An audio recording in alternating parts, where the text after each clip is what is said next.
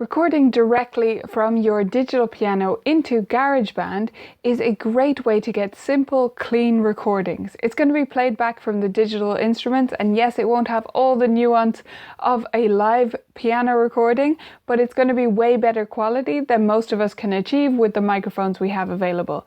This is a great option for recording duet parts to go with your students' pieces, recording examples for them, and recording their playing at their lesson if you have a digital piano in your studio.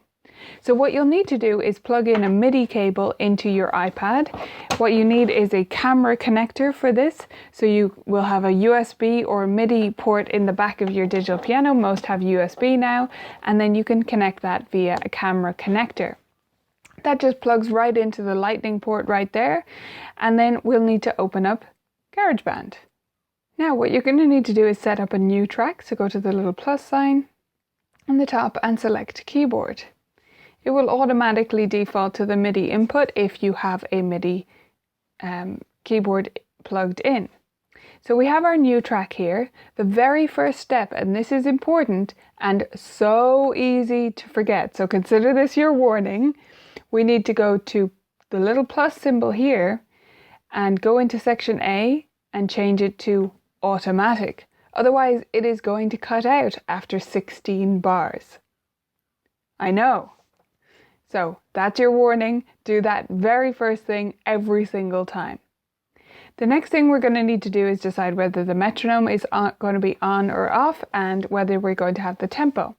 So it can be useful to have the metronome on the whole time in some cases, such as when you're recording a duet part and you want it to be super strictly in time. Otherwise, if you turn it off there by tapping on it, it will be not blue.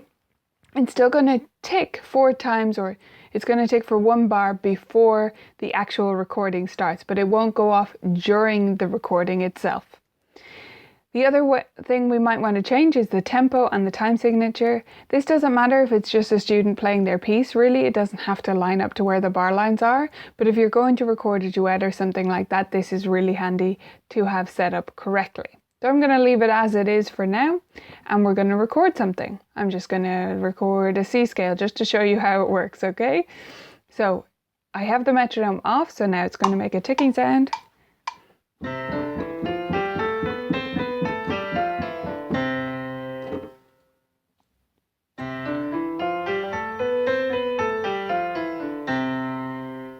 Have that recording, I can do with it what I want. I'm going to show you a couple more things here just so that you can navigate the app well if you're not used to it.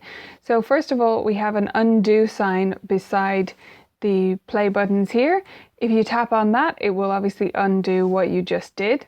And if you want to add other tracks, so if you want to add, say, record both parts of a duet or something like that as an example, you're going to tap on the bunch of rectangle shapes here and you're going to add a track there, and then you can add another track and you can record on top of that. So let's say I want to record C chords along with my scale I recorded before.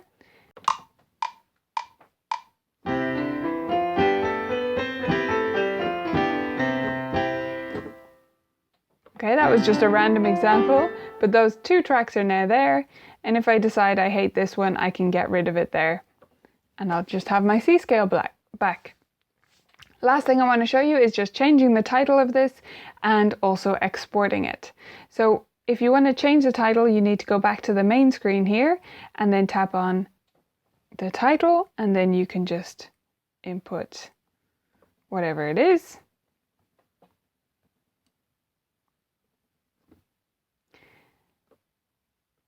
And finally, if you want to export it, you're going to go to share. So what I've done is held down on that there, gone to share, and then you can export it to a song, and that will export an MP3 for you, which you can then send to someone else.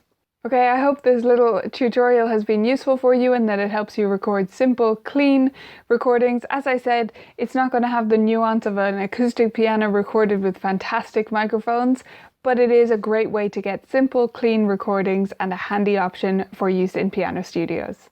Let me know what you think of this idea in the comments below and any questions you might have.